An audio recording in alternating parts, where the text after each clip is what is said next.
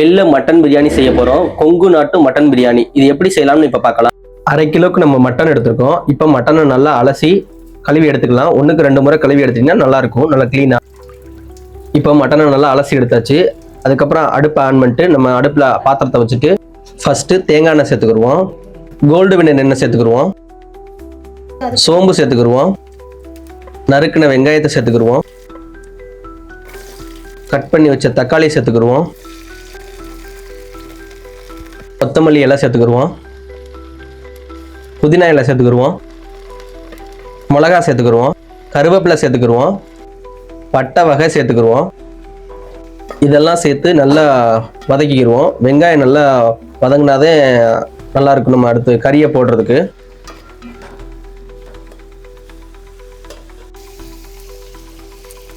இஞ்சி பூண்டு பேஸ்ட் சேர்த்துக்கிடுவோம்.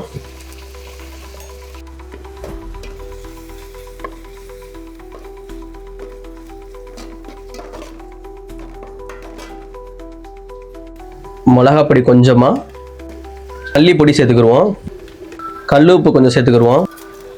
இப்போ நம்ம அலசி வச்ச கறியை சேர்த்துருவோம்.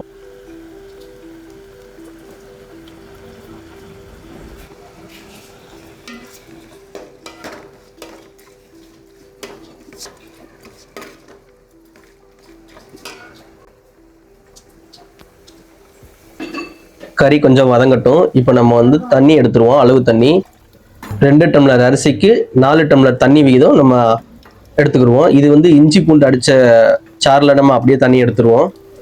இப்போ நம்ம எடுத்து வச்ச தண்ணியை மட்டனில் சேர்த்துக்கிடுவோம். சேர்த்து நல்லா கொதிக்க விட்டுருவோம். அதுக்கப்புறம் தான் நம்ம அரிசியை போடுவோம். இப்படி நம்ம தட்டு போட்டு மூடிட்டோம்னா எந்த ஒரு ஆவியுமே வெளியில் போகாமல் சீக்கிரமாக கொதிச்சிடும். இப்போ நம்ம 2 டம்ளர் அரிசி எடுத்திருக்கோம். அரிசியை நல்லா களைஞ்சிக்கிடுவோம். நல்லா 2 முறை களைஞ்சிட்டிங்கன்னா நல்லா அரிசியும் நல்லா க்ளீன் ஆயிரும்.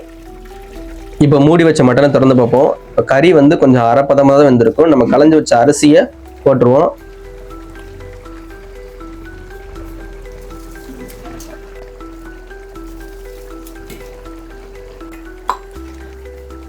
இப்போ நம்ம அரிசி எல்லாமே சேர்த்தாச்சு.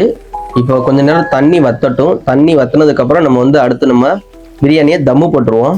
கொஞ்சம் தண்ணி வத்தினாதே பிரியாணியை தம்மு போடுறதுக்கு நல்லா வசதியாக இருக்கும். நம்ம வீட்டிலலாம் எப்படி தம்மு போடுறோம்னு நீங்கள் இப்போ பாருங்கள்.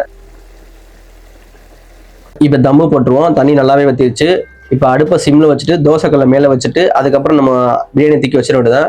நல்லா ஆவி போகாத அளவுக்கு ஏதாவது ஒரு பெரிய கல் இல்லைன்னா ஏதாவது ஆவி வெளியில் போகாது, சீக்கிரமாக வந்துடும். இப்போ பிரியாணி வெந்துருச்சு. நம்ம பிரியாணி ஓப்பன் பண்ணி பார்ப்போம், எப்படி வெந்திருக்குன்னு பார்ப்போம். கறியவும் இப்போ பிரியாணியோட தம்மை நம்ம உடச்சி பார்ப்போம். நல்லாவே வெந்திருக்கு. கீழே எதையுமே பிடிக்கல, பார்த்தீங்களா? கொஞ்சம் அப்படிதான் நம்ம பிரியாணி பண்ணியிருக்கோம். நல்லாவும் இருக்கும்.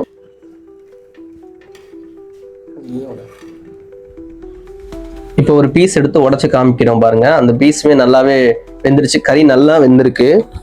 நீங்களும் இந்த மாதிரி ட்ரை பண்ணி பாருங்க. உங்களுக்கு இந்த வீடியோ பிடிச்சிருந்தா உங்களோட ஃப்ரெண்ட்ஸ் அண்ட் ஃபேமிலிக்கு வீடியோ ஷேர் பண்ணுங்க. இந்த வீடியோ யார் செஞ்சு காமிச்சானா, ஸ்ரீ மீனாட்சி கேட்டரிங் சர்வீஸ், ராமநாதபுரம். இவங்க ஹோம்மேடாவே ஃபுட்டு ஆர்டர் எடுத்து பண்ணி கொடுக்குறாங்க. வெளியிலேருந்து நீங்கள் ராம்நாட்டுக்கு எங்கேயாவது சுற்றி பார்க்க வந்தீங்கன்னா கண்டிப்பாக எங்களோட மீனாட்சி கேட்டரிங்க்கு கால் பண்ணுங்க. நாங்கள் சிறந்த முறையில் ஆர்டர் எடுத்து பண்ணி கொடுக்குறோம். இப்போதைக்கு ராமநாதபுரத்துக்கு மட்டுமே பண்ணி கொடுக்குறோம். இப்போ இது கூட ஒரு ஆளுக்கு போகுது.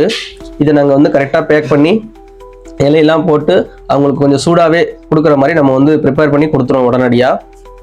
அவங்களோட கான்டாக்ட் நம்பர் டீட்டெயில் கொடுத்துருக்கேன், புக் பண்ணிக்கோங்க. உங்களுக்கு இந்த வீடியோ பிடிச்சிருந்தா மறக்காமல் உங்களோட ஃப்ரெண்ட்ஸ் அண்ட் ஃபேமிலிக்கு வீடியோ ஷேர் பண்ணுங்கள், சப்ஸ்கிரைப் பண்ணுங்கள், ஃபாலோ பண்ணுங்கள். Thank you so much. நெக்ஸ்ட் வீடியோவில் நம்ம பார்ப்போம் அடுத்து.